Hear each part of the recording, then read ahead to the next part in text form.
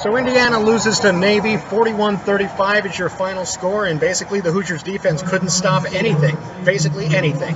They give up, what was the total yards rushing? 444 yards rushing to Navy, 71 yards passing, but the passing was just basically some adding yards every now and again. And the bottom line was when the Hoosiers faced third down and third and long to try to get Navy off schedule, try to force them into something, they gave up too many yards on third down, and then on fourth down they allowed Navy to convert, and that's big boy football at that point. And that's where the defensive line has to look at itself in the mirror. All of those players have to decide, what kind of season this is going to be for Indiana, because they're not going to face an offense like Navy again all year. There's no question about that. The triple option is different.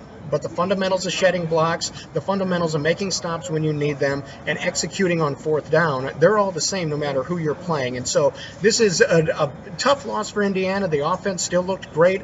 To me, there is no question that there is no quarterback competition anymore.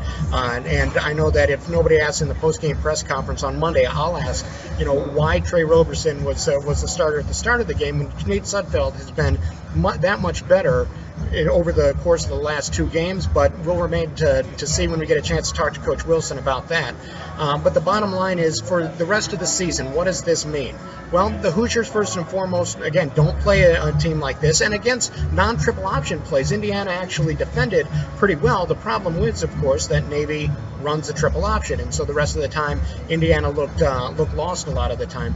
But going forward, I think it's really going to be interesting to see how this defense bounces back, how the entire team bounces back from a loss that might be a little bit of an anomaly because of who they played. But the bottom line is, you play and you defend the plays that are on the field, and the Hoosiers didn't do that tonight, and that's why they're 1-1 now and lost 41-35. Now, the 108 points that Indiana scored in the past two games is the most in back-to-back games in Hoosier history. But again, that doesn't make a difference because Indiana's 500 because the defense couldn't play and make the stops when they needed it most today. And that's something that that is a continuing problem and will continue to be a problem for the next measuring stick game, which will come next week against Bowling Green at noon. But for tonight, Saturday night, Indiana loses to Navy for the second straight year, 41-35. And with the instant reaction, I'm Ken Bikoff.